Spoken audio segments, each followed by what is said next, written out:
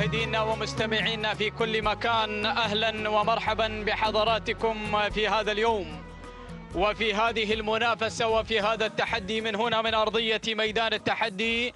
أهلا ومرحبا بحضراتكم في هذا السباق الصيفي الأول الذي يقام هنا على أرضية ميدان الثلاثة كيلومترات. شاهدنا في يوم الأمس مع السباق الصيفي المخصص للمفاريد من مسافة 1500 متر، بينما هذا اليوم يكون مخصصا لسن الحقائق من مسافة 3 كيلومترات. شكرا للجنة المنظمة لسباقات الهجن على كل ما تقوم به من إبداع وأيضا خدمة مميزة لسباقات الهجن، وأيضا لملاك الهجن العربية الأصيلة الذين يرغبون في هذه السباقات. فشكرا لهذه اللجنة برئاسة سعادة الشيخ حمد بن جاسم بن فيصل الثاني، والشكر أيضا موصول لنائب سعادة عبد الله بن محمد الكواري، والشكر أيضا موصول لمدير السباقات والأنشطة نعم مبارك بن محمد بن بادي. أيها الإخوة الأفاضل، الشكر أيضا موصول لكم كمشاهدين لقناة الريان الفضائية الناقلة لسباقات التراث وأيضا الناقلة لسباقات الهجن العربية الأصيلة في دولة قطر. نبدأ مشاهدينا الأفاضل ونتعرف في هذا الصباح في هذا الشوط الأول الرئيسي الذي انطلق قبل لحظات من هذه المسافة التي ذكرناها وهي 3 كيلو. نبدأ ونتعرف على هذه المراكز والمقدمة والصدارة. هنا مع حشمة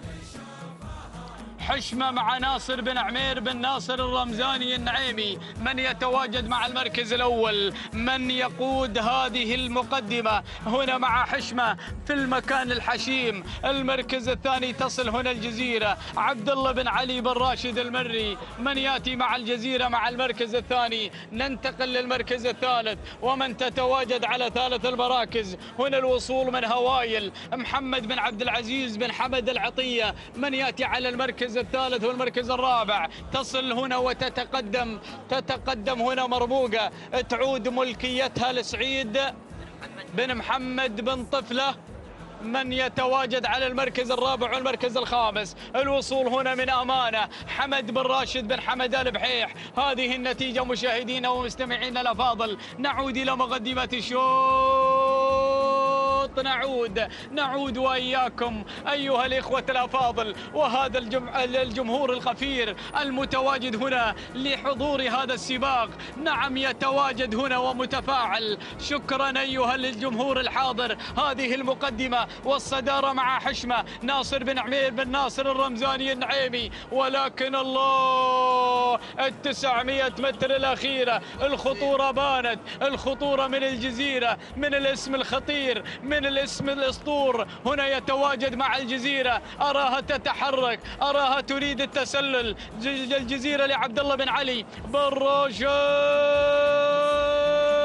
المري بن طفلة يصل على مستوى المركز الثالث. من يتواجد هنا مع مرموقة سعيد بن محمد بن حمد بن طفلة يأتي على مستوى المركز الثالث، ولكن نعود إلى الجزيرة، جزيرة عبد الله بن علي بن راشد المري مع المركز الأول.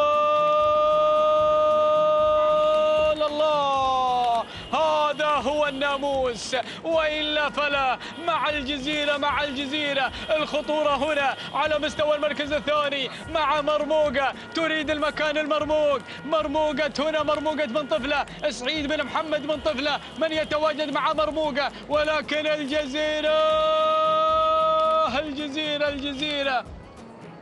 اسم على مسمى. هذه الجزيرة هنا تحسم الشوط من صالحها وتباعد المسافة عن بقية المراكز، وبنسلم وبنقول أسعد الله صباحك يا مالك الجزيرة عبد الله بن علي بن راشد المري على فوزها وتحقيقها بناموس هذا الشوط الأول. تهانينا. والناموس المركز الثاني. وتصل هنا مرموقة سعيد بن محمد بن حمد بن طفل المركز الثالث. الوصول من حشمة لناصر بن عمير بن ناصر الرمزاني النعيمي يوم المركز الرابع.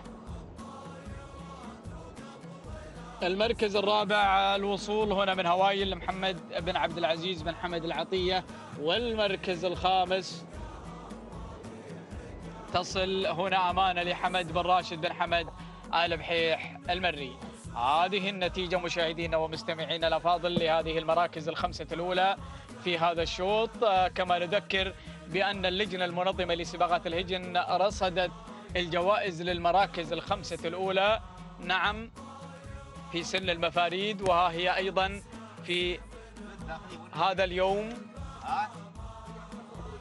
نعود مشاهدينا ومستمعينا الأفاضل إلى التوقيت الزمني ولحظة وصول الجزيرة إلى خط النهاية، قاطعة مسافة 3 كيلومترات في زمن مقداره كما نشاهد على شاشة قناة الريان الفضائية مع مخرجينها المميزين ومع أيضا هذا الكادر المميز. هذه تشاهدون حملة رقم 1 وهي الجزيرة، هي من حصلت على رقم 1 في هذا الشوط وهو الشوط الأول.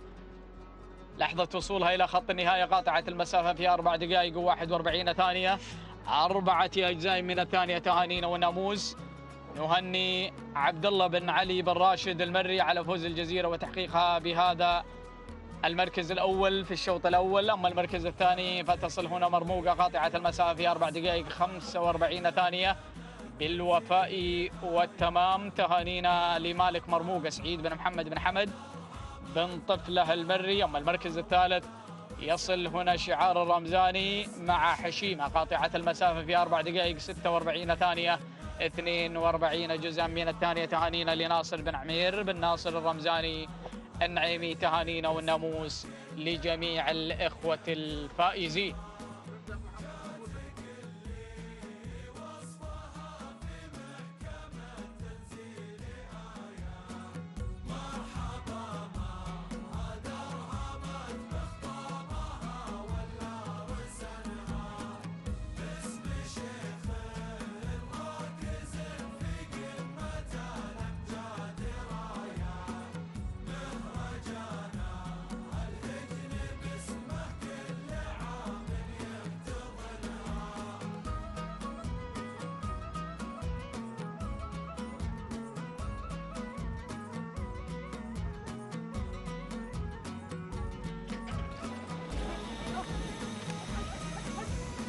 بسم الله الرحمن الرحيم. أيها الإخوة الأفاضل، هذه تمت انطلاقة شوطنا الأول الرئيسي للقعدان الحقائق من مسافة 3 كيلومتر في هذا السباق الصيفي الأول الذي يقام هنا على أرضية ميدان 3 كيلومترات. بسم الله وعلى بركة الله نفتتح إذاعتنا بالمراكز الخمسة الأولى المتواجدة في هذا الشوط والمنافسة لأجل انتزاع ناموس هذا الشوط الأول. نبدأ ونتعرف على المقدمة. هذا هو شاهين خليل بن ناصر بن منصور آل خليل الشهواني من يتواجد على مقدمة هذا الشوط وعلى الصدارة في هذا الشوط الأول، بينما يليه برق لصالح بن ناجي اليافعي من يأتي ويحتل المركز الثاني. المركز الثالث الوصول والتقدم هنا من الحازم لمسفر بن فلاح بن مسفر الجربوعي. وعلى المركز الرابع الوصول والتقدم هنا من عز الهجن لسالم بن فرحان بن خميس العنزي من يتواجد ويحتل المركز الرابع. ننتقل للمركز الخامس، الوصول والتقدم هنا من ثمين المجمول بن سالم بن نايف الدوسري من يحتل المركز الخامس. هذه النتيجة مشاهدينا ومستمعينا الأفاضل لهذه المراكز الخمسة الأولى. نعود إلى مقدمة الشوط، نعود وإياكم إلى شعار خليل بن ناصر الشهواني مع شاهين ومع سلالة شاهين مع المركز الأول مع الشوط الأول. الله، يلا يا أبو ناصر، يلا يا أبو ناصر. أبو ناصر هنا يحكم القبضة على المقدمة من خلال تقدم شاهين وتصدر شاهين هذه الأسماء. هذا هو شاهين من يقود المسار، تعود ملكية كما ذكرنا لخليل بن ناصر بن منصور آل خليل الشهواني من يحتل المركز الأول، بينما يليه ويحتل المركز الثاني هنا برق لصالح بن ناجي اليافعي من يحتل المركز الثاني. ولكن المجمول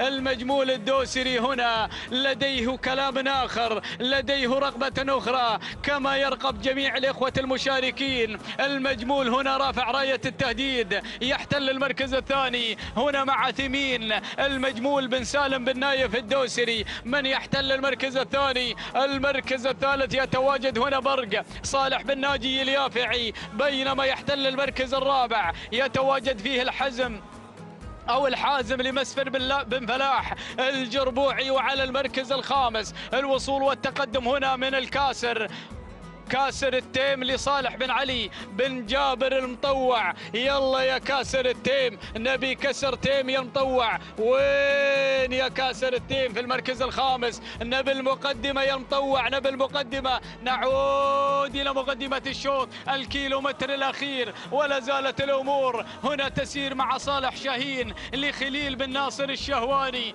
من يتواجد مع المقدمة، من يتواجد مع الصدارة، بينما يصل هنا ثمين المجمول بن سالم الدوسري. يلا يا راعي، يا راعي ثمين، يلا يا المجمول، يا المجمول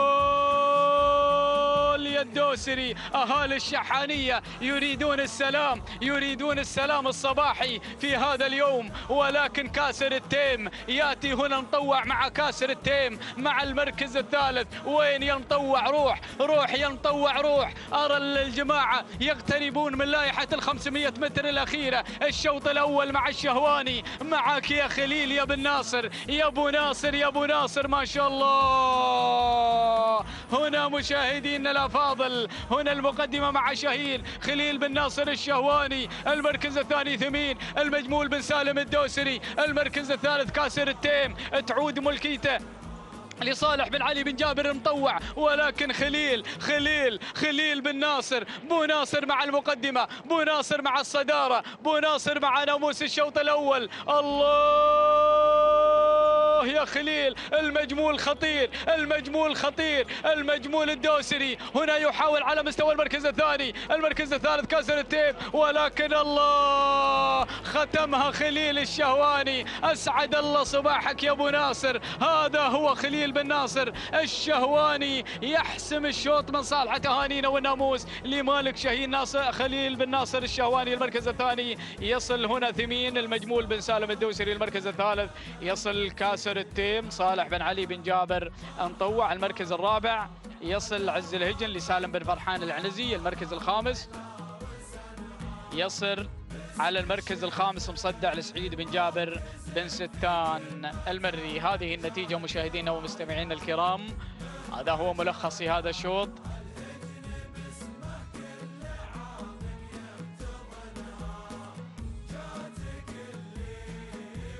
هذا هو ملخص هذا الشوط مشاهدينا الكرام، مع مخرج هذا النقل الحي والمباشر على قناة الريان الفضائية أحمد الحمادي، الذي نشكره على هذا التميز هو وجميع العاملين في قناة الريان الفضائية، قناة أهل قطر، المتابعين لجميع الرياضات وأيضا لجميع الفعاليات وتراث الآباء والأجداد. حرصت هذه القناة أن تتواجد دائما وأبدا في جميع الموروث العربي الأصيل في دولتنا الحبيبة دولة قطر، فشكرا لها وشكرا لجميع العاملين فيها. هذا هو ملخص هذا الشوط، ملخص الشوط الأول الرئيسي من مسافة 3 كيلومترات المخصص لهذا السن، سن الحقائق وفئة القعدان. يسجل ويدون هذا الشوط باسم خليل بن ناصر بن منصور الشهواني بكل جدارة واستحقاق، قاطع المسافة في زمن مقداره 4 دقائق 46 ثانية 14 جزءا من الثانية. تهانينا مرة أخرى لمالكي شاهين خليل بن ناصر بن منصور الشهواني، وأسعد الله صباحك يا أبو ناصر على هذا الناموس. المركز الثاني يصل المجمول مع ثمين قاطع المسافة في 4 دقائق 46 ثانية 74 جزءا من الثانية. تهانينا والناموس لمالك ثمين المجمول بن سالم بن نايف الدوسري. التهنئة موصولة أيضا للوالد سالم بن نايف المجمول، وأيضا للأخ العزيز نايف بن سالم المجمول على فوز ثمين وتحقيقه بالمركز الأول في هذا الشوط. أما المركز الثاني في هذا الشوط. أما المركز الثالث يصل على المركز الثالث كاسر التيم، يقطع المسافة في 4 دقائق 47 ثانية 38 جزءا من الثانية. تهانينا وناموس لك يا كاسر التيم ومالك كاسر التيم صالح بن علي بن جابر المطوع المطوع المري. نعم، صالح بن علي بن جابر المطوع المري. تهانينا والناموس لجميع الإخوة الفائزين. مشاهدينا ومستمعينا الكرام، برنامجنا في هذا الصباح وفي هذا اليوم في هذا السباق الأول الصيفي المخصص لسن الحقائق من مسافة 3 كيلومترات. يتكون هذا البرنامج من 12 شوطا بإذن الله تعالى، انقضى منها شوطين ويتبقى 10 أشواط بإذن الله، ويتواصلون في بقية الأشواط الزملاء. وأول من يتواصل مع حضراتكم الزميل حمد بن هزاع بشريدة المري. بسم الله الرحمن الرحيم، وبه وعليه سبحانه وتعالى نتوكل ونستعين. أيها الحفل الكريم، كل شكر لأخي حمد بن محمد الزعبي. انطلق على بركة الله وحفظه 3 أشواط هذا اليوم، الشوط الثاني المخصص لسن الحقائق وفئة الإبكار، وهذا الشوط يتضمن 5 أسماء. نتمنى التوفيق لكل المشاركين. نبدأ بحضراتكم مباشرة مع المركز الأول ومع مقدمة هذا الشوط الظبي للسيد ناصر بن عمير بن ناصر الرمزاني النعيمي. تتقدم المشاركات في هذا الشوط. ننتقل إلى المركز الثاني. وصلت في هذه اللحظات فزعة لعلي بن سالم بن علي بن جابر الحنزاب، يتقدم مع فزعة على المركز الثاني، بينما المركز الثالث وصلت جبارة على ثالث المراكز لسعيد بن غانم بن سيف آل أبو سعيد الخياريني، يتقدم مع جبارة على المركز الثالث، بينما المركز الرابع نقلتنا لنوف الواصلة على رابع المراكز بشعار سالم بن محمد بن علي الحديد المري، يتقدم مع نوف على المركز الرابع. عودة إلى الصدارة وإلى المركز الأول بعدما أتممنا النداء الأول على مسامعكم. نعود لشعار بن حنزاب الذي غير إلى المقدمة على ظهر فزعة. علي بن سالم بن علي بن جابر الحنزاب يغير إلى الصدارة وإلى المركز الأول، بينما الملاحقة من المركز الثاني من قبل الظبي شعار ناصر بن عمير بن ناصر الرمزاني النعيمي ينطلق مع الظبي على المركز الثاني، بينما المركز الثالث الوصول في هذه اللحظات من جبارة سعيد بن غانم بن سيف آل أبو سعيد الخيارين، ينطلق مع جبارة على رابع المراكز، بينما شعار الزمات على المركز الخامس مع انطلاقة نوف لسالم بن محمد بن علي الحديد المري، يتقدم مع نوف على رابع المراكز. عودة إلى الصدارة بعدما أيضا انقضت 1.5 كيلو ولم يتبقى إلا 1.5 كيلو على خط النهاية، مع انطلاقة أيضا فزعة علي بن سالم بن علي بن جابر الحنزاب ينطلق مع فزعة على الصدارة وعلى المركز الأول، لكن دير بالك من الملاحقة من المركز الثاني من قبل الظبي ناصر بن عمير بن ناصر الرمزاني النعيمي، ينطلق مع الظبي على المركز الثاني. ونقلة إلى ثالث المنطلقات الواصلة مع المركز الثالث في هذه اللحظات،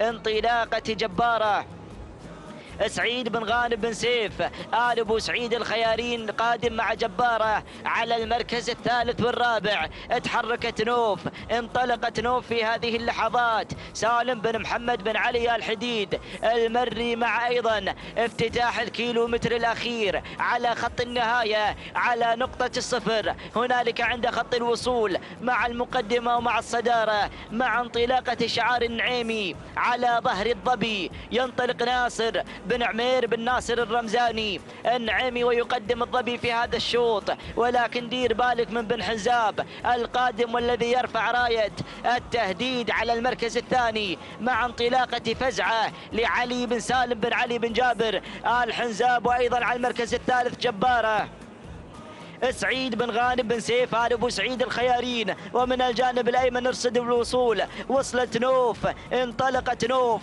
سالم بن محمد بن علي الحديد المري، وديروا بالكم من نوف التي انتقلت بدورها للمركز الثاني، ولكن الصدارة هناك. المقدمة مع الظبي ناصر بن عمير بن ناصر الرمزاني. النعيمي تنطلق مثل الضبا بأداء كبير، بأداء ممتاز، لكن دير بالك نوف قادمة، نوف تتحرك.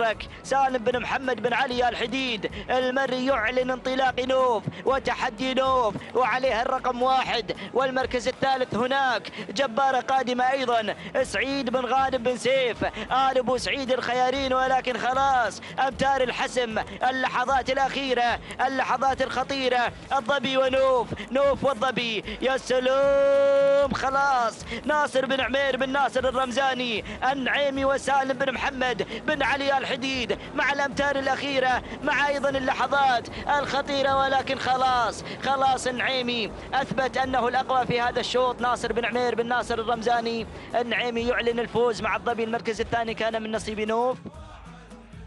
جبارة لسعيد بن غانم بن سيف آل أبو سعيد الخيارين. المركز الثالث نوف لسالم بن محمد بن علي الحديد المري، بينما المركز الخامس كان من نصيب فزعة. الرابع لعلي بن سالم بن علي بن جابر الحنزاب المري. تهانينا وألف مبروك. هذه لحظات ملخص هذا الشوط، ولحظات أيضا انتزاع الظبي للمركز الأول لقامة الشوط راس، وفعلا أنهت هذا المسار لمصلحة مالكها ناصر بن عمير بن ناصر الرمزاني.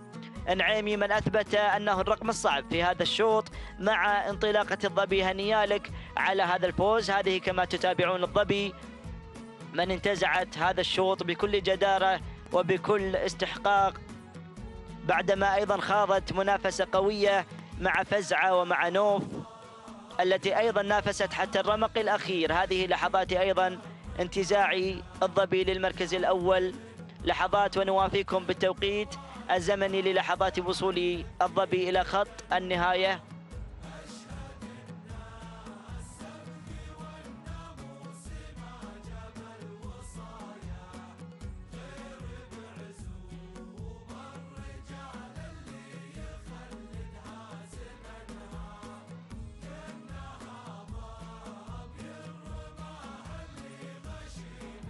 إذا مشاهدينا الأعزاء، مشاهدين قناة الريان الفضائية، هذه لحظات وصول الظبي إلى خط النهاية. قطعت مسافة 3 كيلومترات في توقيت زمني وقدرها 4 دقائق و47 ثانية و75 جزء من الثانية. تهانينا لمالك الظبي ناصر بن عمير بن ناصر الرمزاني النعيمي، بينما حلت وصيفة في هذا الشوط جبارة لسعيد بن غانم بن سيف آل أبو سعيد الخيارين. قطعت المسافة جبارة في توقيت زمني وقدرها 4 دقائق و48 ثانية و41 جزء من الثانية. بينما المركز الثالث كان من نصيب نوف لسالم بن محمد بن علي الحديد المري. قطعت المسافة مسافة 3 كيلومترات في زمن وقدرها 4 دقائق و48 ثانية و51 جزء من الثانية. تهانينا وألف مبروك لكل الفائزين.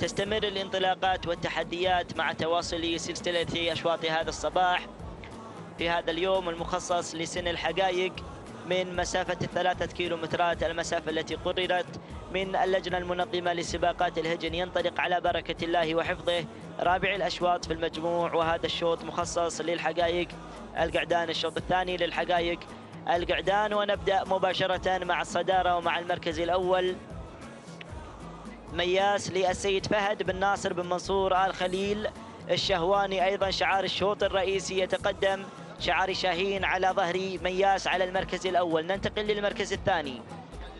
المركز الثاني في هذه اللحظات جبل لعبد الله بن علي بن حمد بن سلامة الهاجري، يتقدم مع جبل على ثاني الانطلاق. بينما المركز الثالث شعار بن هليل يتقدم، أو هذا الشعار عبد الله بن زيد بن راشد آل بحيح المري يتقدم مع رايق، من يتقدم على المركز الثالث مع انطلاقة رايق وتحدي رايق في هذا الشوط. المركز الرابع الوصول في هذه اللحظات من قبل وذنان لعلي بن سالم بن علي بن جابر آل حنزاب، يتقدم مع وذنان على رابع الانطلاق. وصل أيضا شعار بن هليل يتقدم على ظهر شاهين.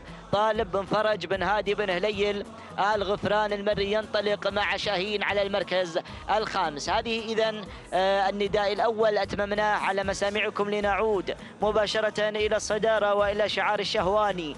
من يتقدم على ظهر مياس فهد بن ناصر بن منصور آل خليل الشهواني، يتقدم المشاركين في هذا الشوط، يبحث عن النقطة الثانية، نقطة الامتياز مع أشواط الحقائق القعدان. قدم لنا شاهين في الشوط الأول وهو ينطلق على ظهر مياس في هذا الشوط، بينما المركز الثاني التحدي بان والانطلاق الذي أيضا يظهر مع انطلاقة شعار بن هليل الحاضر مع أيضا انطلاقة شاهين. طالب بن فرج بن هادي بن هليل آل غفران المري مع شاهين على المركز الثاني، وغير بدوره إلى المركز الأول. المركز الثالث رايق على المركز الثالث. عبد الله بن زيد بن راشد آل بحيح المري يتقدم مع رايق على ثالث الانطلاق، والشعار بن سلامة شعار عبد الله أيضا عبد الله بن علي بن حمد بن سلامة الهاجري يتقدم مع جبل على رابع المراكز. والمركز الخامس مع أول نداء ينطلق اللي هو الرهاوي البريك بن طالب بن هادي بن هليل المري، ولكن لم يتبقى الكثير. نعود إلى المقدمة وإلى الصدارة وإلى شعار طالب بن فرج بن هادي بن هليل الغفران، ينطلق على ظهر شاهين على المركز الأول. شعار الزميل محمد بن طالب بن هليل، تمنياتنا لك بالتوفيق ولأقرانك المشاركين. نشوف المركز الثاني يا سلام، شاهين بدأ يباعد المسافة بعدما رأى لائحة الكيلومتر الأخير.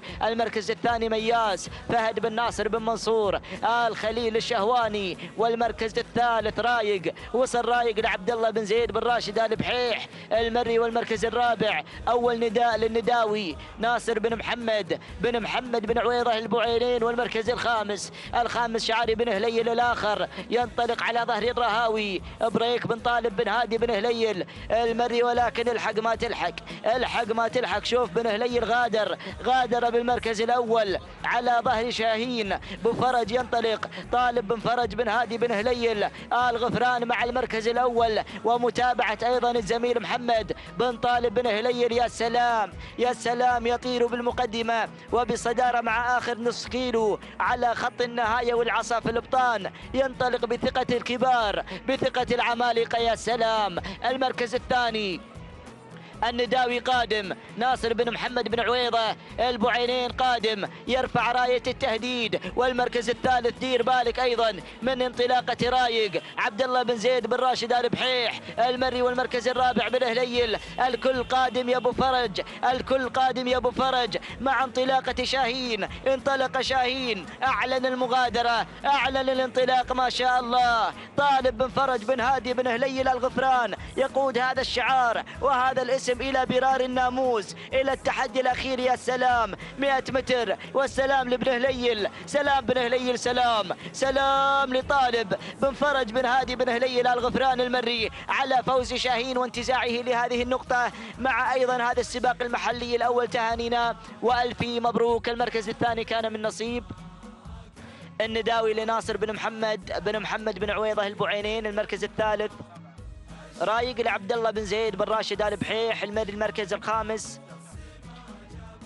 الرهاوي البريك بن طالب بن هادي بن هليل المري. والمركز الخامس كان من نصيب مياس لفهد بن ناصر بن منصور آل خليل الشهواني. تابعنا هذا الشوط وتابعنا هذه الأسماء المميزة التي قدمت في هذا الشوط، وتابعنا انطلاقة شاهين أيضا لطالب بن فرج بن هادي بن هليل الغفران، من أيضا تسلل في الأمتار الأخيرة ووضع فارق كبير مما بينه وما بين القعدان المشاركة معه في هذا الشوط. هذا هو ملخص الشوط، يعرض على شاشة قناة الريان الفضائية. مشكور يا مخرجنا أحمد الحمادي على هذا التقديم الممتاز وعلى هذه أيضا المناظر الجميلة. هذه لحظات أيضا انطلاقة شعار الشهواني على المقدمة، وشعار عبد الله بن زيد البحيح، وشعار بن سلامة، ولحظات انقضاض شاهين إلى المركز الأول.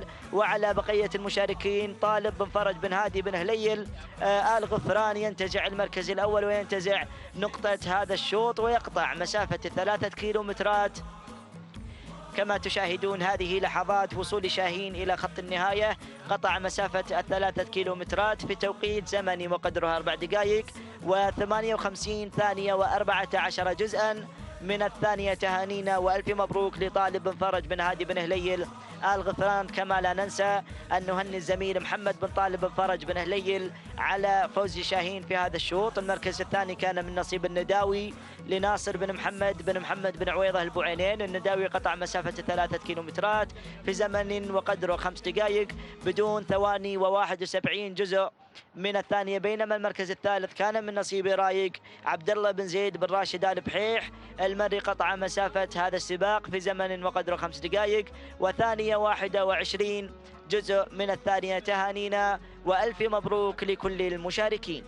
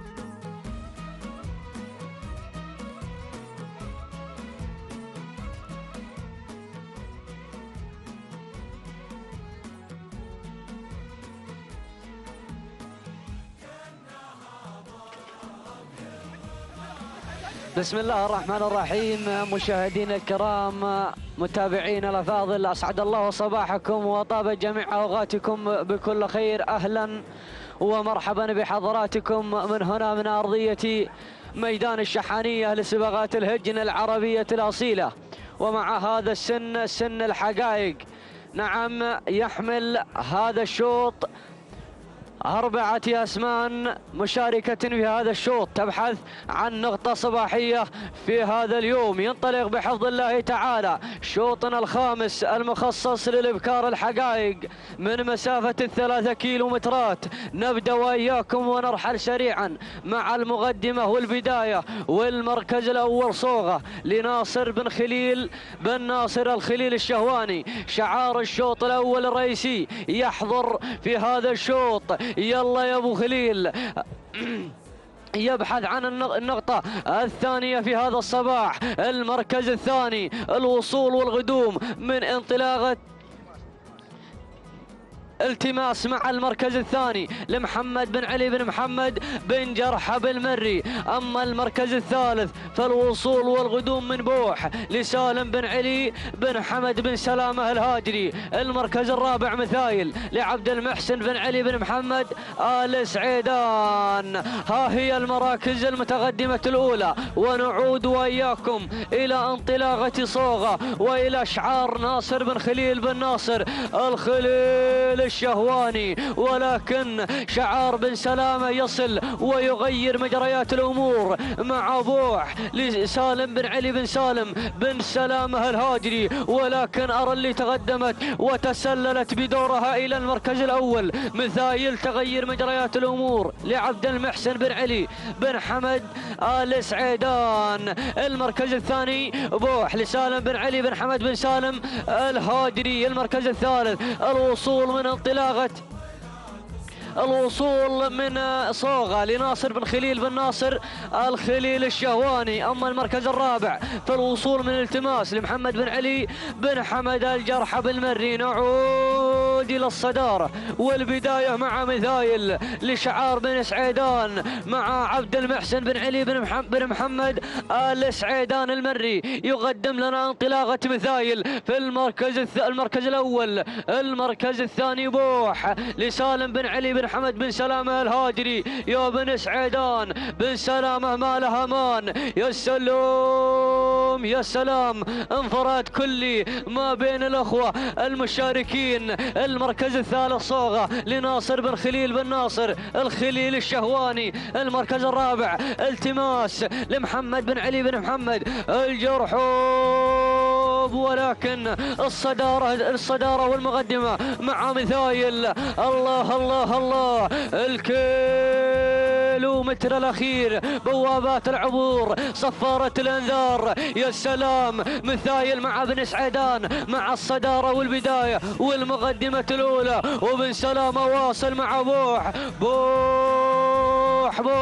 واصل مع المركز الثاني. وكذلك شعار الشهواني واصل مع صوغة ناصر بن خليل بن ناصر الخليل الشهواني. ولكن بن سعيدان مثايل مع الصدارة والبداية والمقدمة الأولى. يا سلام يا سلام، نعود إلى الثنتين اللي جانبهن اللقاء. يا سلام، بوح واصله مع المركز الثاني. بوح ومثايل وبوح ومثايل وبوح يا بن سعيدان. بوح مع الصدارة تغير مجريات الأمور بدون تعليمات ولا شبه تعليمات ولا أوامر. انطلاق ذاتي وانفراد كلي وذاتي ما شاء الله تبارك الرحمن. يا سلام يا سلام، بدون أوامر ولا شبه أوامر. يا سلام يا سلام يا سلام، أسعد الله صباحك.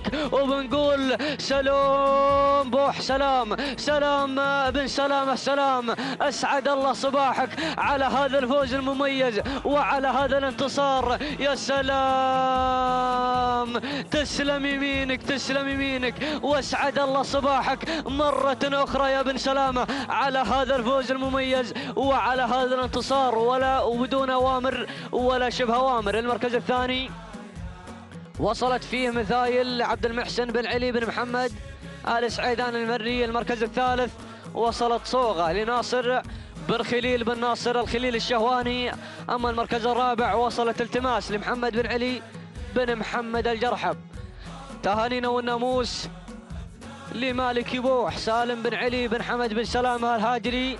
هي كانت حليفة هذا الشوط وكانت هي الأقوى وهي الأبرز لانتزاع هذا الشوط. وهنيا لك يا مالك يبوح سالم بن علي بن حمد بن سلامة الهاجري. ها هي وشاهدناها في هذا الشوط، بوح سالم بن علي بن حمد بن سلامة الهاجري وانطلاقتها المميزة، وهي كانت في منتصف الشوط وغيرت عند الأمتار النهائية وكانت هي الأقوى لهذا الشوط. نعم، بوح أثبتت الوجود في هذا الشوط وكانت هي الأقوى والأبرز في هذا الشوط.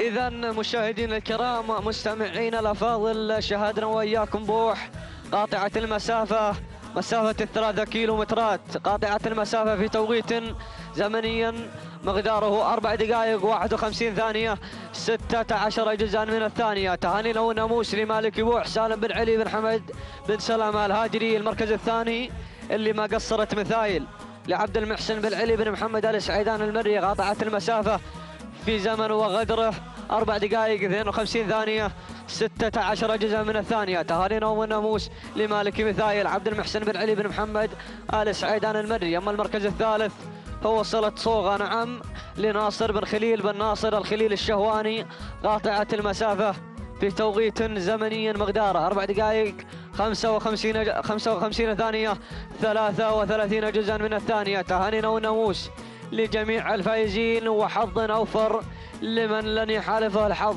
شوطنا السادس يستعد للانطلاقة نعم، وفي انتظار انطلاقة الشوط القادم.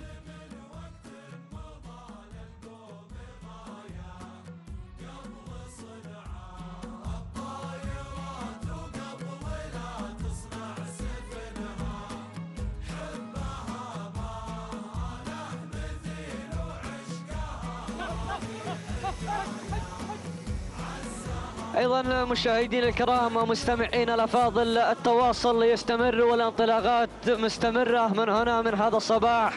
ومع هذا السن، سن الحقائق، الشوط السادس ينطلق بحفظ الله تعالى ورعايته من مسافة 3 كيلومترات. نبدأ وإياكم مشاهدين الأفاضل مستمعين الكرام مع المركز الأول ومع الصدارة لكي ناخذ المركز الأول ونذيعه على مسامعكم. المركز الأول ضربة البداية، أول المراكز رعد لسلطان بن وسام بن سلطان بن سعد الهادري، يتقدم مع المركز الأول مع انطلاقة رعد. المركز الثاني الوصول والقدوم من انطلاقة مكلف يصل مع انطلاقة المركز الثاني للمجمول بن سالم بن نايف المجمول الدوسري. المركز الثالث يصل شعار ثمين نعم لعبد الله بن زيد بن راشد آل بحيح المري. المركز الرابع فالوصول والقدوم من مشرف لسعود بن سالم بن علي بن جابر آل حنزاب المري. خامس المراكز وخامس التحديات رياض لمحمد بن سعيد بن محمد بوضح المري.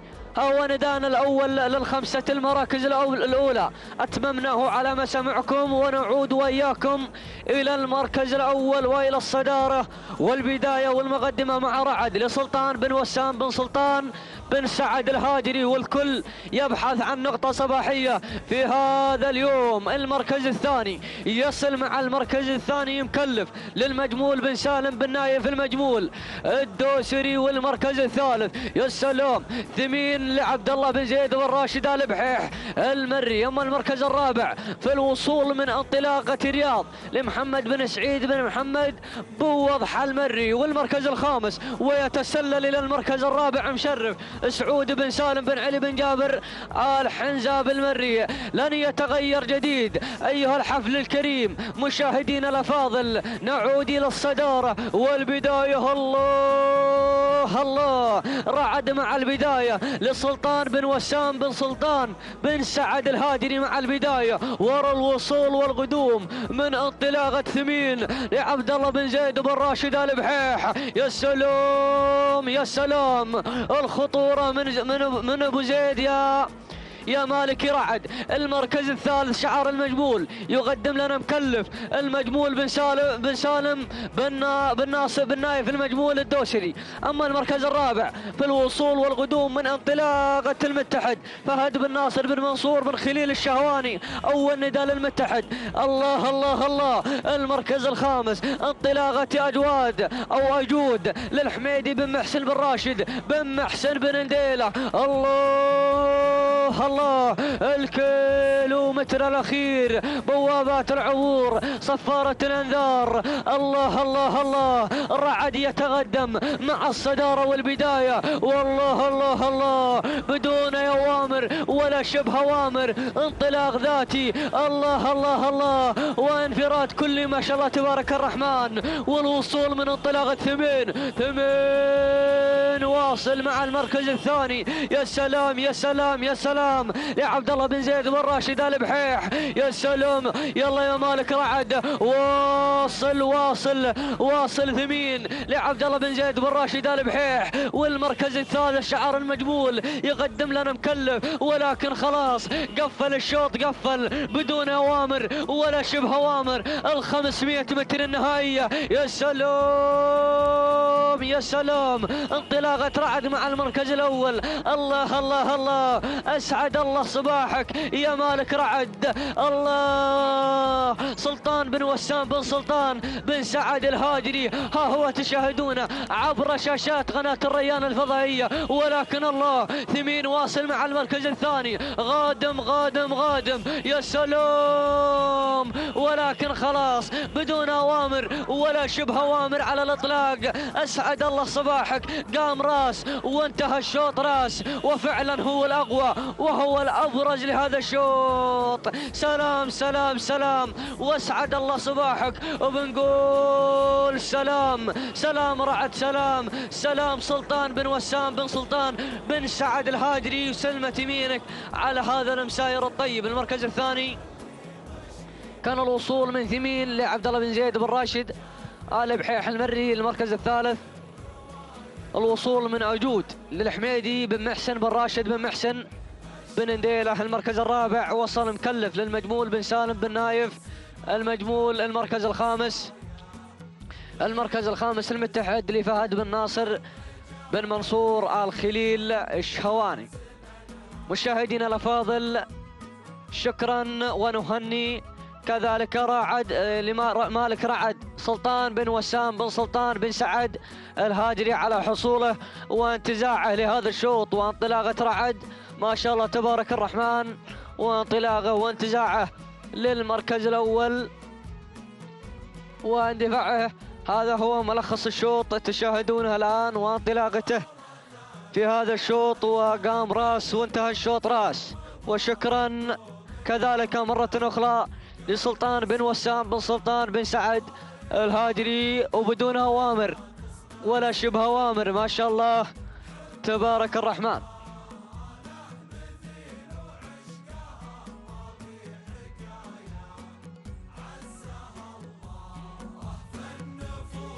إذا مشاهدينا الكرام ها هو رعد تشاهدونه على شاشات الريان الفضائية قاطع المسافة في توقيت زمني مقداره 4 دقائق 48 ثانية 27 جزءا من الثانية. تهانينا والناموس لمالك رعد سلطان بن وسام بن سلطان بن سعد الهاجري. وللمعلومة بدون أوامر ولا شبه أوامر. المركز الثاني ثمين لعبد الله بن زيد بن راشد آل بحيح المري قاطع المسافة في زمن وغدره 4 دقائق 49 ثانية 97 جزءا من الثانية. تهانينا وناموس لمالك ثمين عبد الله بن زيد بن راشد آل بحيح المري. أما المركز الثالث فكان المركز الثالث نعم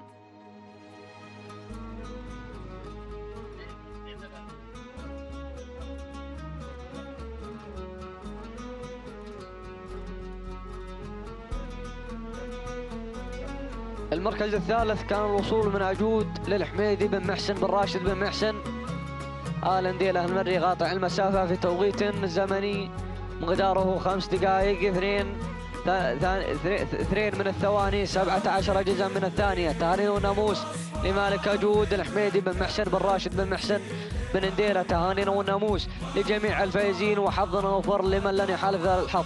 أو الكلمة والميكروفون للزميل محمد بن طالب بن هليل المري، هو من يرافقكم في التعليق. أسعد الله صباحكم بكل خير وطابت جميع أوقاتكم أيها المستمعين الأعزاء. السلام عليكم ورحمة الله وبركاته. هنا نتواجد مع هذا المحلي، وهو المحلي الأول الصيفي للحقائق، ويحمل هذا المحلي كما من الإثارة وكما من التحدي، ويحمل 12 شوطا، 4 أشواط للقعدان الحقائق، و6 أشواط أو 8 أشواط نعم للبكار الحقائق. وها هو الشوط السابع يستعد للانطلاقة للحقائق البكار. يحمل هذا الشوط العديد من الأسماء والعديد من الشعارات، نتمنى لهم التوفيق والسداد والنجاح. وصاحبة التوقيت الزمني وهي صاحبة الشوط الأول الرئيسي الجزيرة لعبد الله بن راشد المري، وقطعت المسافة في 4 دقائق 41 ثانية و14 جزءا من الثانية. يستعد الشوط السابع للانطلاقة لحظات، وسوف نوافيكم بالأسماء والمراكز.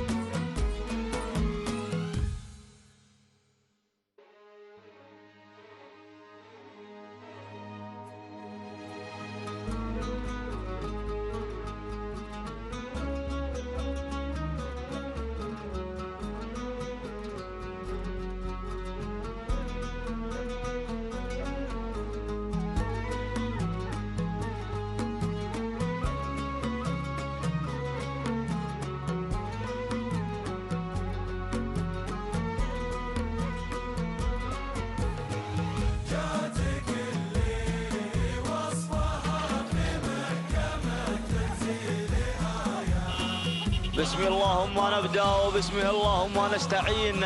ينطلق هذا الشوط وهو الشوط السابع للإبكار الحقائق، وهو الشوط الرابع للإبكار. ينطلق بحفظ من الله ورعايته.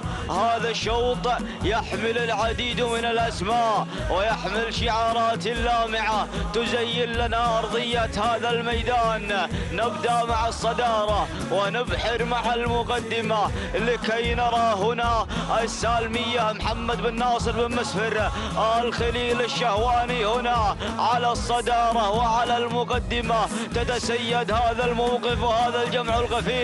نرى الدخول والقدوم من قبل جبارة من الجانب الأيمن محمد بن وسام بن سلطان بن سعد الهاجري هنا على الصدارة وعلى المقدمة. ثاني المراكز وثاني التحديات تتواجد السالمية لمحمد بن ناصر بن مسفر الخليل الشهواني.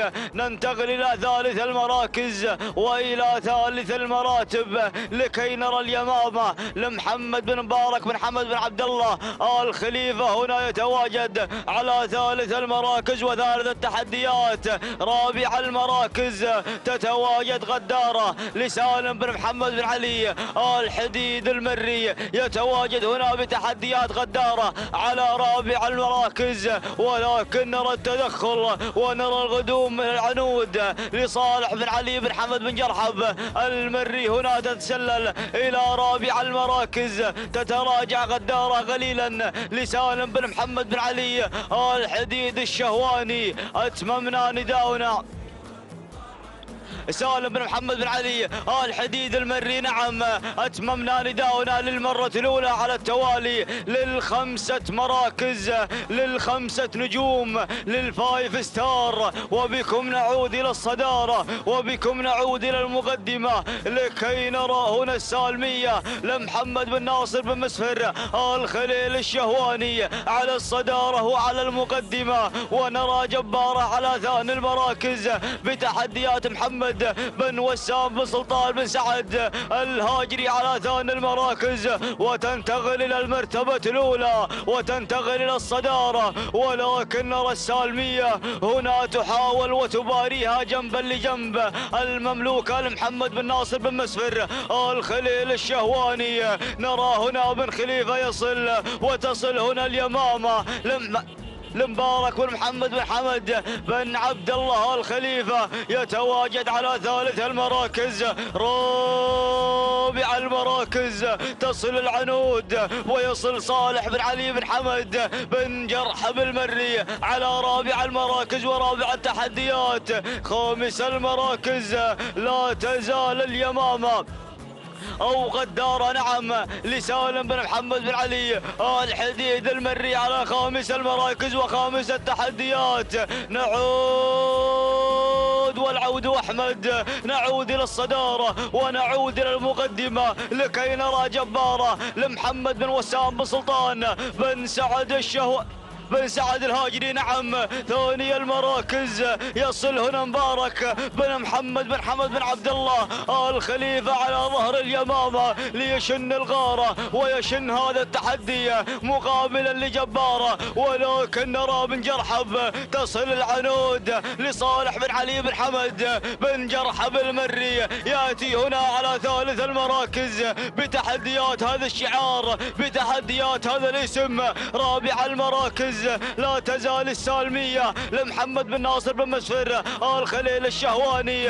هنا غدارة على خامس المراكز سالم بن محمد بن علي الحديد المري. نعود إلى جبارة جبارة جبارة جبارة على الصدارة وعلى المقدمة لمحمد بن وسام بن سلطان بن سعد الهاجري هنا يتواجد على المركز الأول وعلى الصدارة. سلام جبارة سلام يصل هنا مبارك بن محمد الخليفة هنا على ثاني المراكز. جبارة جبارة ولكن اليمامة وجبارة دخول جماعي للاسمين لجبارة واليمامة. ثالث المراكز كان القدوم من قبل العنود لصالح بن علي بن حمد بن جرحب المري. ثالث أو رابع المراكز نعم تصل هنا السالمية لمحمد بن ناصر بن محمد الخليل الشهواني خامس المراكز. غدارة سالم بن محمد بن علي الحديد المري.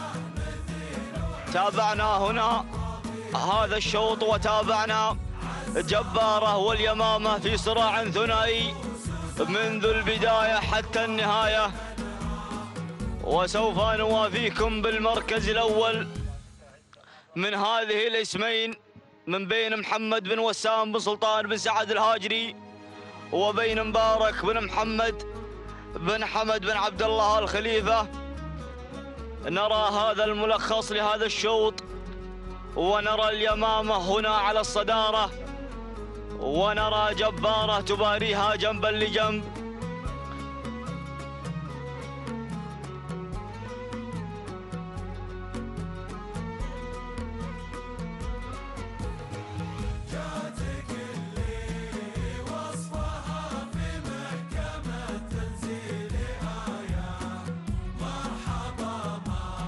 نتابع هذا الملخص للتوقيت الزمني،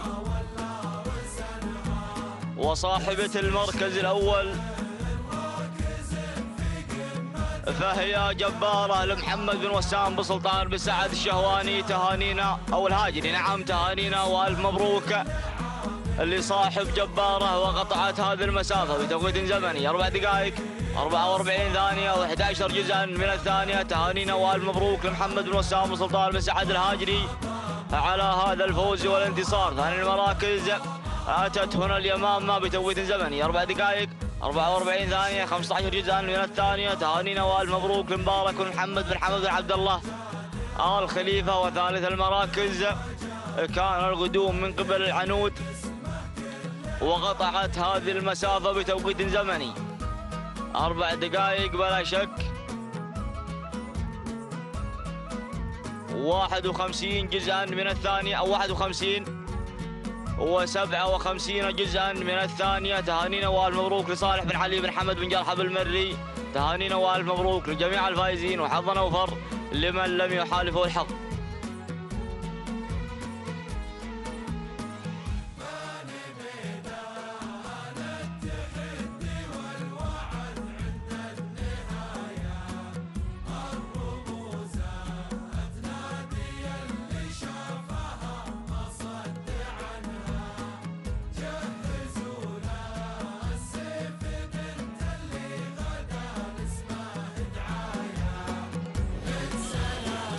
ينطلق الشوط الثامن للقعدان الحقائق.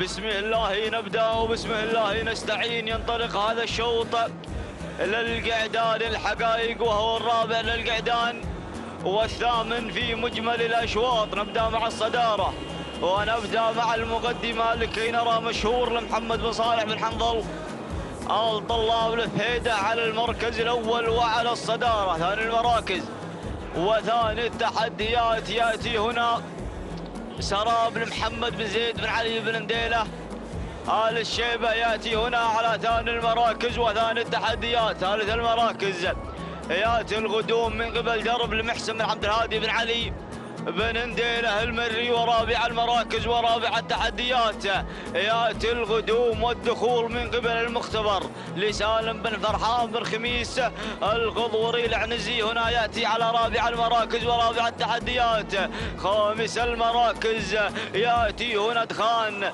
لناصر بن خليل بن ناصر الخليل الشهواني. أتممنا نداءنا للمرة الأولى على التوالي، وبكم نعود إلى الصدارة وبكم نعود إلى المقدمة لكي نرى هذه الأسماء الذي على الصدارة وعلى المقدمة. ونرى مشهور على المركز الأول محمد بن صالح بن حنظل الطلاب الفهيدة. إشعار مشهور يأتي هنا يحمله مشهور آخر لمحمد بن صالح بن حنظل الطلاب الفهيدة، ولكن نرى القدوم من سراب لمحمد بن زيد بن علي بن نديلة آل الشيبة على ثاني المراكز وثاني التحديات. ثالث المراكز ياتي دخان المملوك لناصر بن خليل بن ناصر الخليل الشهواني. رابع المراكز أول نداء لمشغل لسعادة الشيخ سلطان بن أحمد بن سلطان بن جاسم. الثاني ياتي هنا على رابع المراكز ورابع التحديات. خامس المراكز ياتي هنا المختبر لسالم بن فرحان بن خميس القضوري العنزي، ياتي هنا على خامس المراكز وخامس التحديات. اتممنا نداؤنا للمرة الثانية على التوالي للخمسة اسماء المتقدمة، للخمسة اسماء الذي تحتال على الخمسة مراكز الاولى. وبكم نعود الى مشهور، بكم نعود الى مشهور لمحمد بن صالح بن حنظله الطلاب الفهيدة. استراحة محارب على المقدمة وعلى الصدارة، استراحة محارب يريد ان يندفع على الصدارة وعلى المقدمة. آخر كيلومتر ثاني المراكز يأتي سراب محمد بن زيد بن علي بن نديله آل الشيبة، ولكن نرى مشغل يأتي مشغل لسعادة الشيخ سلطان بن أحمد بن سلطان بن جاسم الثاني على ثاني المراكز. ونرى دخان ناصر بن خليل بن ناصر الخليل الشهواني. وصلوك هالطلايب، وصلوك هالطلايب يا راعي مشهور، يا راعي مشهور. وصلك هنا، وصلك، وصلك سراب، وصلك بن نديله، وصلك بن نديله، وصلك. الله الله ياتي سراب على ثاني المراكز لمحمد بن زيد بن علي بن نديله آل الشيبة. ونرى مشغل لسعادة الشيخ سلطان بن أحمد بن سلطان بن جاسم الثاني. ورابع المراكز ورابع التحديات المختبر أو إدخال لناصر بن خليل بن ناصر الخليل الشهواني. نعود إلى المقدمة، نعود إلى مشهور، نعود إلى مشهور.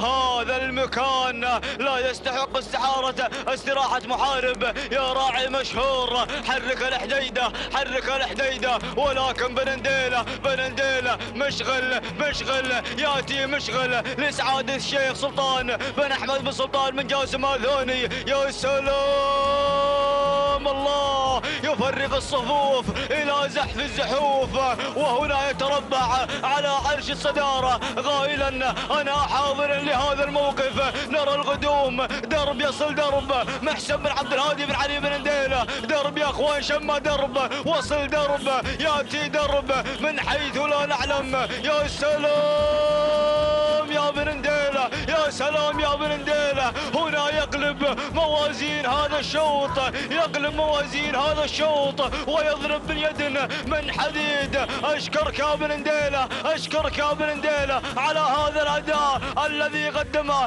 درب هنا ياتي عند الامتار الحساسه لمحسن بن عبد الهادي بن علي بن نديله المري. ثاني المراكز اتى مشغل لسعاده الشيخ سلطان بن احمد بن سلطان بن جاسم الثاني. ثالث المراكز ياتي سراب لمحمد بن زيد بن علي بن نديله آل الشيبة. رابع المراكز ياتي مشهور لمحمد بن صالح بن حنظله طلاب الفهيدة. وخامس المراكز ياتي هنا دخان لناصر بن خليل بن ناصر الخليل الشهواني. تهانينا والف مبروك لصاحب درب محسن بن عبد الهادي بن علي بن نديله المري. اتانا في الامتار الحساسه وغلب موازين هذا الشوط، وكان هو صاحب الكلمه وصاحب هذا الشوط. اتت الرياح بما لا تشتهي السحب. نرى ملخص هذا الشوط. نعم نرى ملخص هذا الشوط، ونرى درب عندما انتزع المركز الأول عند 200 متر الأخيرة. والتهاني والتبريكات لمحسن بن عبد الهادي بن علي بن نديله المري. نرى درب على شاشة تلفزيون الريان وقطع هذه المسافة في 4 دقائق و54 جزءا من الثانية و70 جزءا من الثانية. تهانينا والف مبروك لمحسن بن عبد الهادي بن علي بن نديله المري. ثاني المراكز أتى مشغل بتوقيت زمني 4 دقائق 56 ثانية و56 جزءا من الثانية. تهانينا والف مبروك سعادة الشيخ سلطان بن أحمد بن سلطان بن جاسم الثاني. ثالث المراكز كان القدوم من قبل سراب محمد بن زيد بن علي بن نديله المري. قطع المسافة 4 دقائق 58 ثانية و16 جزءا من الثانية. تهانينا والف مبروك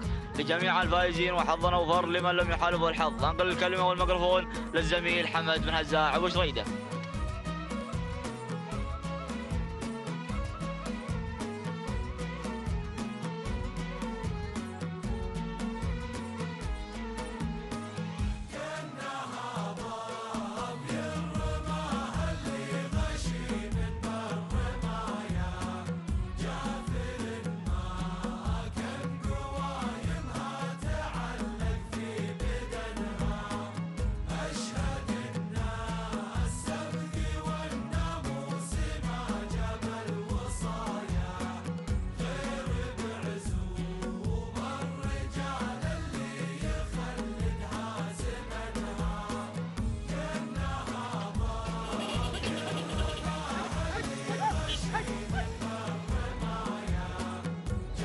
بسم الله الرحمن الرحيم. تتواصل الانطلاقات والتحديات في هذا الصباح مع تواصل سلسلة أشواط هذا الصباح.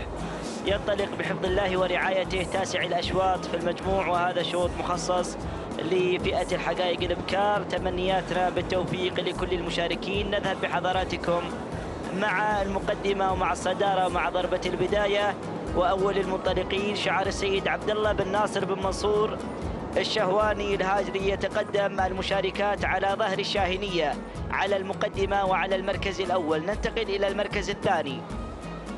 الوصول في هذه اللحظات من قبل بلشة لسالم بن محمد بن علي الحديد. المري يتقدم مع بلشة على المركز الثاني، بينما النقلة إلى ثالث المراكز وإلى انطلاقة كحال بشعار سيف سعيد بن سيف بن محمد الجفالي النعيمي. ينطلق مع كحال على ثالث المراكز، بينما النقلة إلى رابع المنطلقات وإلى تحدي وانطلاق رابع المراكز على ما يبدو بأن شعار بن جرحب يتقدم مع الجذابة لخالد بن محمد بن حمد بن جرحب مع الجذابة على المركز الرابع. ولكن سرعان ما تغيرت الأمور مع انطلاقة شواهين لحمد بن راشد بن علي بن عبيد الجوز. يتقدم ويتسلل مع شواهين إلى المركز الثالث. عودة إلى الصدارة وإلى المركز الأول بعدما أتممنا النداء الأول. نعود لشعار الشهواني صاحب نقطة الشوط الرئيسي للقعدان.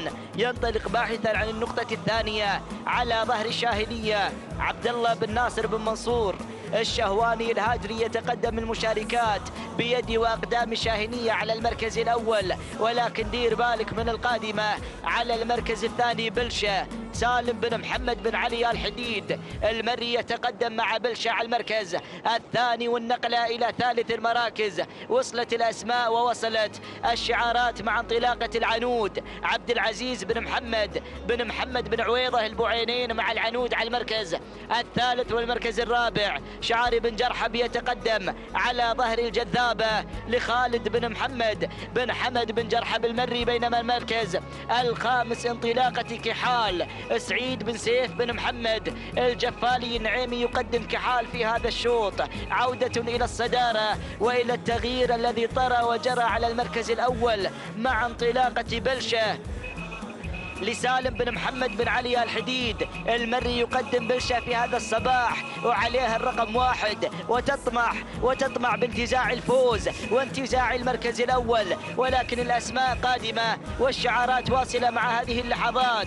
أول من يرفع راية التهديد اللي هي الشاهنية لعبد الله بن ناصر بن منصور الشهواني الهاجري، والمركز الثالث القادم أيضا شعار بن جرحب على ظهر الجذابة خالد بن محمد بن حمد بن جرحب المري، والمركز الرابع شعار كحال. ينطلق أيضا سعيد بن سيف بن محمد الجفالي نعيمي. وخامس المنطلقات هنالك أيضا شعار الجوز مع انطلاقة شواهين لحمد بن راشد بن علي بن عبيد الجوز على المركز الخامس. ولكن هناك الصدارة، هناك المقدمة مع انطلاقة بلشة. أبلشتكم بلشة بهذا الأداء الممتاز. سالم بن محمد بن علي بن حديد المري ينطلق بثقة الكبار بدون أوامر ولا تعليمات، ترقص على أرضية هذا الميدان، ميدان 3 كيلومترات. الشهواني قادم على المركز الثاني على ظهر الشاهنية عبد الله بن ناصر بن منصور الشهواني الهاجري، والمركز الثالث الجذابة خالد بن محمد بن حمد بن جرحب على المركز الثالث. ولكن خلك مع الصدارة، خلك مع هذا الأداء الكبير. يا سلام، انطلق السندوانة، انطلق شعار السندوانة على المركز الأول مع انطلاقة بلشة. عرض جميل، عرض ممتاز. انطلقت الآن بعدما أيضا أطلقت التعليمات الصوتية بهذا العرض الكبير، بهذا العرض الممتاز، والعصا في الابطان ما قالها شيء. يا سلام، الرقم واحد والأداء واحد، والمركز الأول هو ومطمع الجميع في هذا السباق المحلي الأول. مشكور يا بن حديد، مشكور يا سندوانة على هذا العرض الممتاز. سالم بن محمد بن علي الحديد المري ينتزع هذا الشوط انتزاعا بهذا الأداء الكبير. تهانينا وألف مبروك للمعلومية بأي أوامر ولا تعليمات. المركز الثاني وصلت على المركز الثاني الشاهينية لعبد الله بن ناصر بن منصور الشهواني الهاجري. المركز الثالث كان من نصيب العنود لعبد العزيز بن محمد بن عويضة البعينين. المركز الرابع كحال لسيف أو لسعيد بن سيف بن محمد الجفالي النعيمي. بينما المركز الخامس كان من نصيب الجذابة لخالد بن محمد بن حمد بن جرحب المري.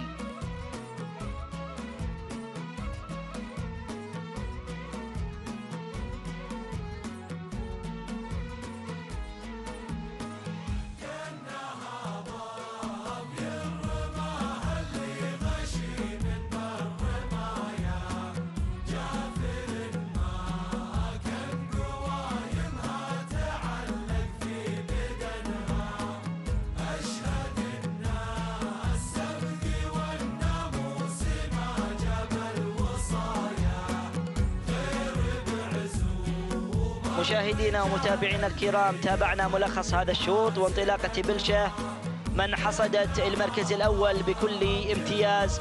تهانينا لمالكها، هذا هو العرض الممتاز التي قدمته بلشة في هذا الصباح. تهانينا وألف مبروك.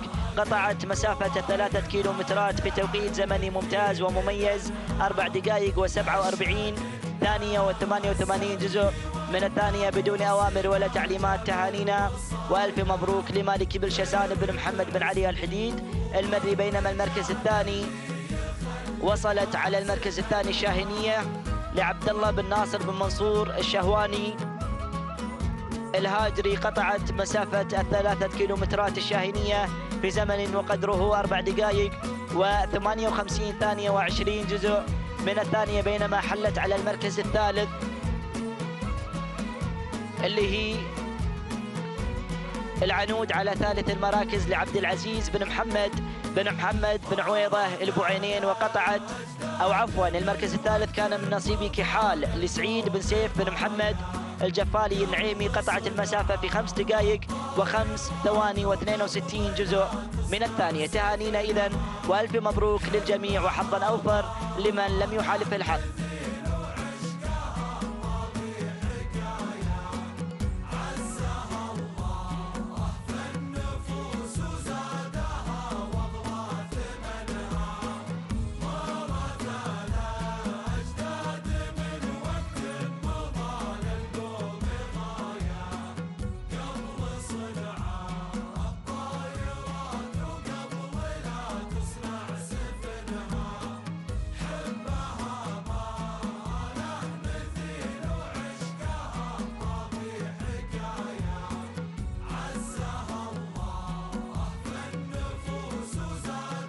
بسم الله الرحمن الرحيم. مشاهدينا الافاضل، مستمعين الكرام، عدنا واياكم مع انطلاقات هذا اليوم ومع هذا سن الحقائق. وشوطنا العاشر ينطلق بحفظ الله تعالى ورعايته من مسافة 3 كيلومترات. نبدأ واياكم ونرحل سريعا نحو الصدارة والبداية والمركز الأول. أول المراكز، أول المنطلقين هياض لسالم بن حفيظ بن سالم النابت المري. المركز الثاني الوصول من انطلاقة نجد لخليل بن ناصر بن منصور الخليل الشهواني. المركز الثالث الوصول من شايب لسالم بن علي بن عبد الهادي بن حبيشه المري المركز الرابع، ويتسلل الى المركز الثالث معاكس لعبد الله بن محسن بن راشد بن محسن بن نديله المركز الخامس. الوصول والغدوم من انطلاقة عرقان لناصر بن عمير بن ناصر الرمزاني النعيمي. ها هو ندانا الأول للخمسة المراكز الأولى، ونعود وإياكم إلى التغيير الذي جرى وطرى مع شعار الشهواني مع نجد لخليل بن ناصر بن منصور الخليل الشهواني. ها هو شعار شاهين الذي ينتزع الشوط الأول، ها هو على ظهر نجد.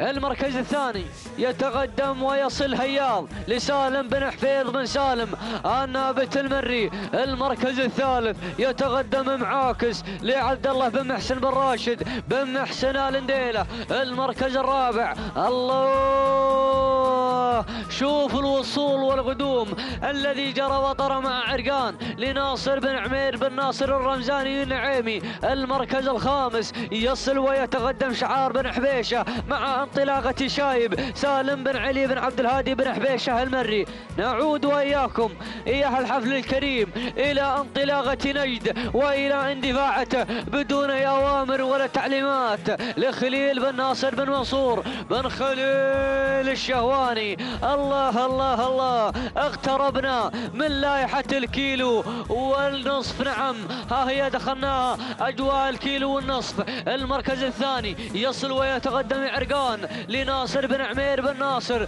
الرمزاني النعيمي. المركز الثالث يصل مباشر محمد بن سعيد بن عبد الله اللحول المري. بدت الاسماء بالظهور. يا سلام يا سلام يا سلام. بن حبيشه مع المركز الرابع يقدم لنا شايب سالم بن علي بن عبد الهادي بن حبيشه المري. والمركز الخامس يصل ويتقدم بانطلاقه هياض سالم بن حفيظ بن سالم النابت المري. ولكن يا سلام يا سلام، نجد مع الصدارة والبداية والمقدمة مع خليل بن ناصر بن منصور الخليل الشهواني. ها هو يدخلنا ودخلنا وإياكم أجواء الكيلومتر الأخير. يلا يا متأخرين يا باحثين عن الناموس، يا سلام بن الله الله الله. الشهواني مع البداية والنعيمي مع المركز الثاني والمركز الثالث. يتدخل شعار بن حبيشه مع المركز الثالث. ولكن يا سلام يا سلام، نجد الشهواني يبحث عن النقطة الثانية في هذا الصباح. يلا يا الشهواني نجد الله. نجد مع المركز الأول. المركز الثاني عرقان واصل. النعيمي واصل يا الشهواني، والله وما له امان. يا سلام يا سلام يا سلام يا سلام. المركز الثاني عرقان يصل مع المركز الثاني. المركز الأول نجد وعرقان، عرق ونجدان أو عرقان ونجد، نجد عرقان ونجد. عرقان مع المركز الثاني، نجد مع الصدارة. يا سلام يا سلام. ولكن الله، نجد مع الصدارة، نجد مع البداية. الله الله الله. المركز الثاني عرقان واصل، عرقان يحاول، النعيمي يحاول يا قب، ولكن خلاص. نجد عرقان، عرقان. يا سلام يا سلام يا سلام. عرقان نجد، عرقان. يا سلام. عرقان هو من أثبت الوجود، هو بطل هذا الشوط لناصر بن عمير بن ناصر الرمزاني النعيمي. هنا يالك يا مالك عرقان. المركز الثاني كان الوصول من نجد لخليل بن ناصر بن منصور الخليل الشهواني. المركز الثالث كان الوصول من مباشر لمحمد بن سعيد بن عبد الله اللحول المري. رابع المراكز يصل شايب لسالم بن علي بن عبد الهادي بن حبيشه المري. خامس المراكز معاكس لعبد الله بن محسن بن راشد بن محسن بن نديله. مشاهدينا الكرام، مستمعين الافاضل، شاهدنا واياكم انطلاقة عرقان وحصوله للمركز الأول عند الأمتار النهائية، عند الأمتار القاتلة. نعم، أرقان هو بطل هذا الشوط، وهو من أثبت الوجود في هذا الشوط لناصر بن عمير بن ناصر الرمزاني النعيمي. هو من فاجأنا عند الأمتار النهائية، وهو تشاهدون الآن وتشاهدون ملخص هذا الشوط مشاهدينا الأفاضل المستمعين الكرام. قاطع المسافة في توقيت زمني مقداره 4 دقائق 46 ثانية و90 جزءا من الثانية. تهانينا والناموس لناصر بن عمير بن ناصر الرمزاني النعيمي. المركز الثاني كان الوصول من نجد لخليل بن ناصر بن منصور الخليل الشواني، قاطع المسافة بتوقيت زمني مقداره 4 دقائق و47 ثانية و19 جزءا من الثانية. تهانينا والناموس لخليل بن ناصر بن منصور الخليل الشهواني. المركز الثالث كان الوصول من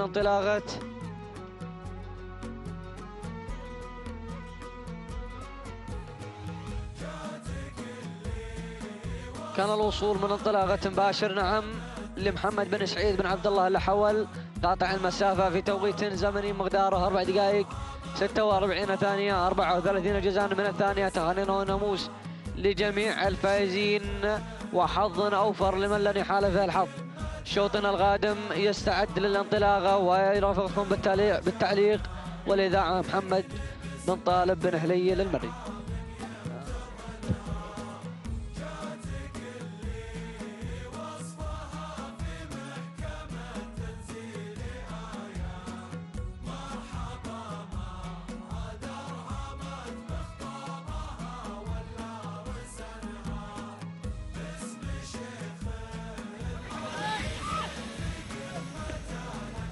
وينطلق هذا الشوط 11 للإبكار الحقائق، الشوط ما قبل الختام، وهو الشوط 11 للإبكار الحقائق. باسمه نبدأ وعليه نتوكل ونطلب منه السداد والتوفيق والنجاح. المركز الأول وعلى الصدارة وعلى المقدمة حاملة رقم 2 أو رقم 1، نعم، الزبارة لعبد الله بن ناصر بن منصور الشهواني الهاجري على المركز الأول وعلى الصدارة. ثاني المراكز وثاني التحديات هنا الجذابة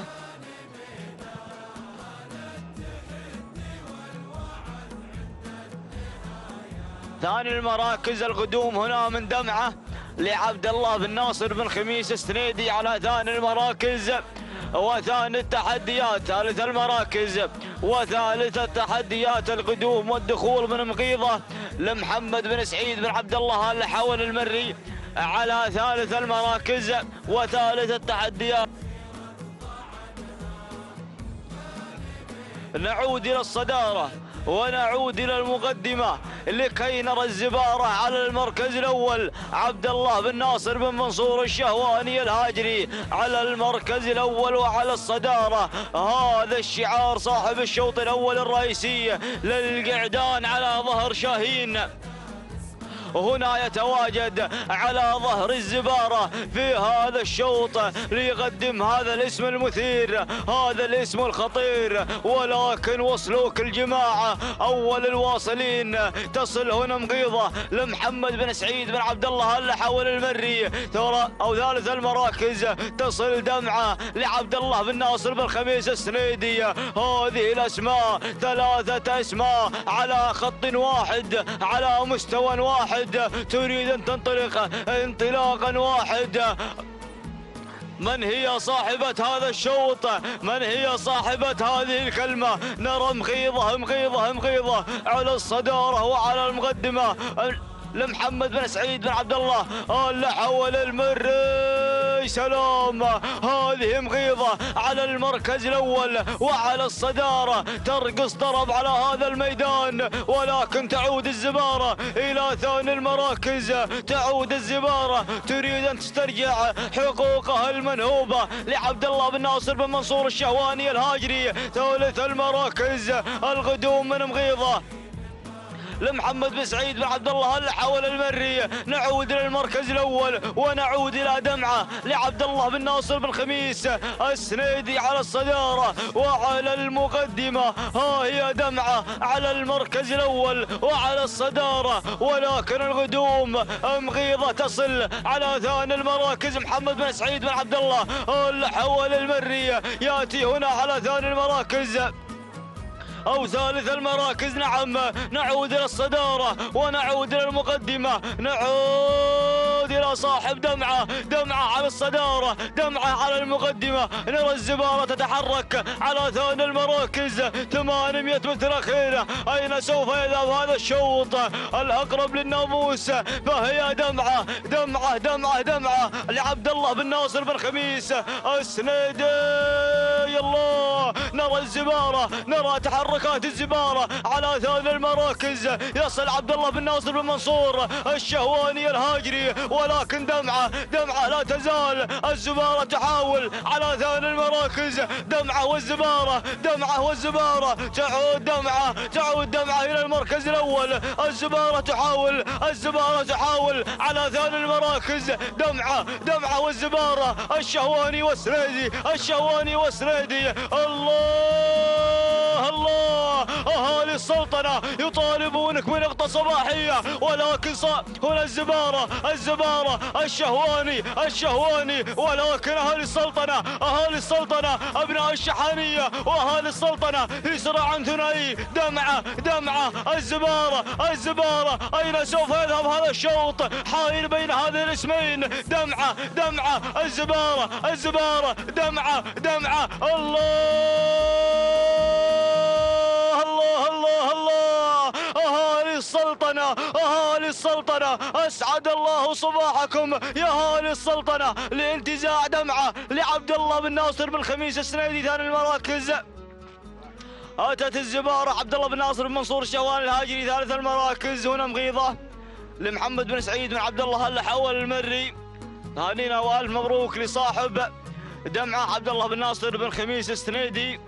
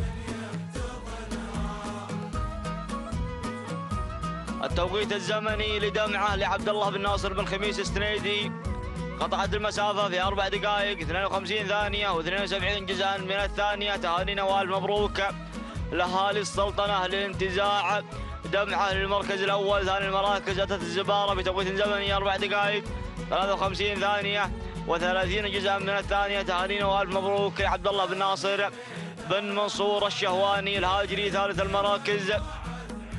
أتت فيه مغيضة وقطعت هذه المسافة بتوقيت زمني 5 دقائق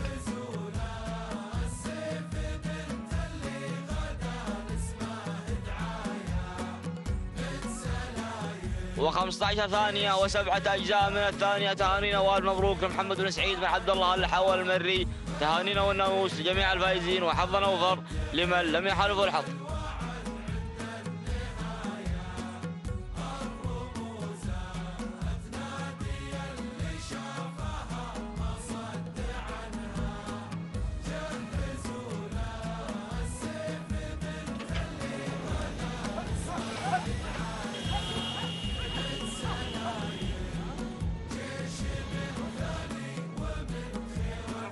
بسم الله الرحمن الرحيم. التواصل يستمر والانطلاق يستمر مع تواصل سلسلة أشواط هذا الصباح. ينطلق بحفظ الله ورعايته شوط الختام، الشوط الثاني عشر، وبعد هذا الشوط مباشرة سوف يسدل الستار عن هذا السباق المحلي الأول، وسوف نرافقكم إن شاء الله في السباق المحلي الثاني بإذن الله تعالى. ينطلق هذا الشوط، ومع هذه الانطلاقة يكون التحدي مع المركز الأول ومع الصدارة مع شعار علي بن محسن بن راشد بن محسن بن نديلة. ينطلق على المركز الأول على ظهر سعادة، هي من تتصدر هذا الشوط. ننتقل للمركز الثاني. المركز الثاني في هذه اللحظات التقدم من قبل ذباحة بشعار علي بن صالح بن حمد بن محمد بن جرحب. ينطلق مع ذباحة على المركز الثاني، بينما النقلة إلى ثالث المنطلقات. وصلت وانطلقت على ثالث المراكز اللي هي الشاهينية لمحمد بن عبد الله بن جار الله بن علي النابت، هي من تتقدم على ثالث المراكز. عودة إلى الصدارة، نعود إلى المركز الأول وإلى شعار سعادة لعلي بن محسن بن راشد بن محسن بن نديلة. ينطلق مع سعادة في المركز الأول، والسعادة بالفعل بانتزاع المركز الأول وانتزاع نقطة ذهبية تحسب لمصلحة مالك هذا الشعار إن فازت بهذا الشوط، وعليها الرقم 1. فالخير إن شاء الله يا أبو محسن. علي بن محسن بن راشد بن محسن بن نديلة ينطلق مع سعادة على الصدارة. نقلتنا على المركز الثاني. أول المهددات لسعادة في المركز الثاني اللي هي ذباحة لعلي بن صالح بن حمد بن محمد بن جرحب. ينطلق مع ذباحة على ثاني الانطلاق، بينما شعار بن حبيشة يتقدم على ثالث المراكز مع تحدي واندفاع الشاهينية لمحمد بن عبد الله بن جار الله بن علي النابت. ينطلق مع الشاهينية على المراكز أو على المركز الثالث. نعود إلى الصدارة وإلى المقدمة، نعود إلى شعار بن ديلة. ينطلق على ظهر سعادة من تقدمت في هذا الشوط من البداية وحتى هذه اللحظات. علي بن محسن بن راشد بن محسن بن نديلة يقود سعادة إلى الناموس وإلى المركز الأول، ولكن دير بالك من بن جرحب القادم على المركز الثاني مع انطلاق وتحدي ذباحة لعلي بن صالح بن حمد بن محمد بن جرحب حمد بن صالح الخنين شعاري شخصية. يتقدم على المركز الثاني مع انطلاقة ذباحة، والمركز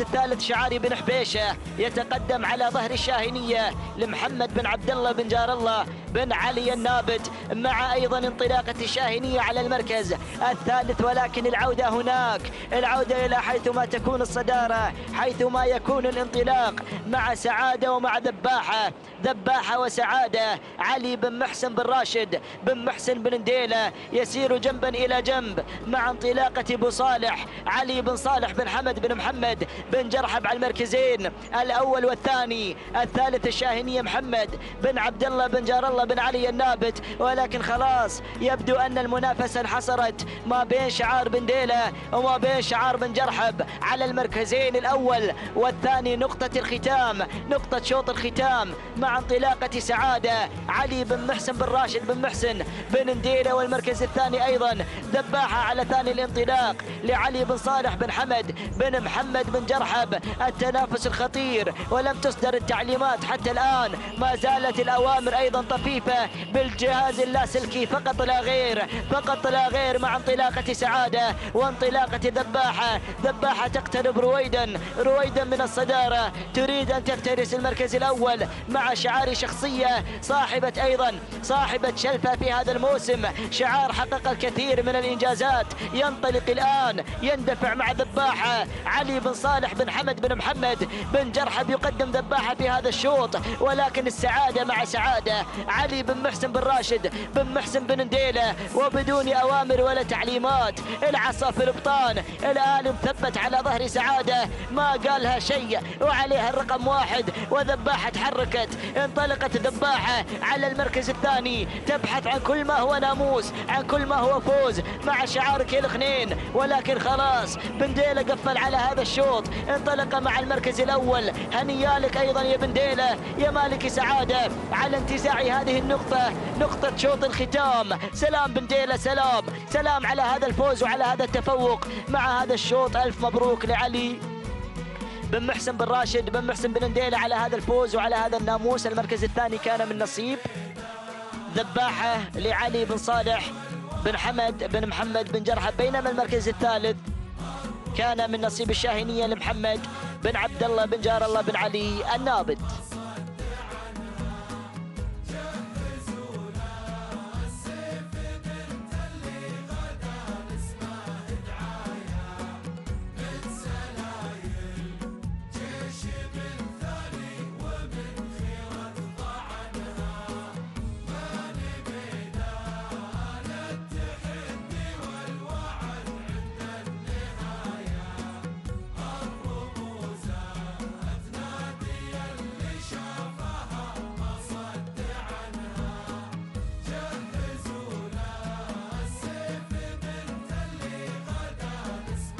مشاهدينا الكرام، ها هو ملخص الشوط يعرض على شاشة قناة الريان. كل الشكر للمخرج أحمد الحمادي على تغطية الإخراج في هذا السباق. هذه لحظات وصول سعادة إلى خط النهاية بدون أوامر ولا تعليمات. حققت هذا الإنجاز مع شوط الختام، قطعت مسافة 3 كيلومترات في زمن وقدره 5 دقائق و6 ثواني و47 جزء من الثانية. بينما المركز الثاني كان من نصيب ذباحة للسيد علي بن صالح بن حمد بن محمد بن جرحب. قطعت ذباحة مسافة 3 كيلومترات في توقيت زمني وقدره 5 دقائق و6 ثواني و55 جزء من الثانية. بينما المركز الثالث كان مع شعار بن حبيشة ومع انطلاقة الشاهينية بشعار محمد بن عبد الله بن جار الله بن علي النابت المري. جاءت على المركز الثالث وقطعت مسافة 3 كيلومترات في زمن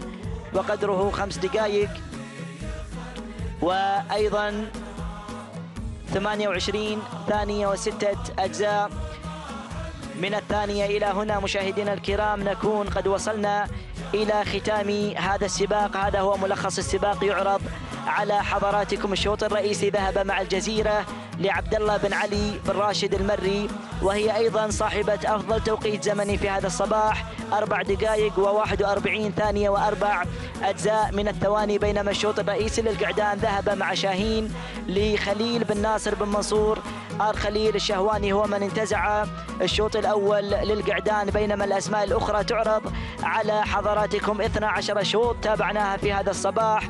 تهانينا وألف مبروك لكل الفائزين. إلى هنا نكون قد وصلنا إلى ختام هذا السباق. إلى الملتقى إن شاء الله في السباق الصيفي الثاني. دمتم في رعاية الله وحفظه.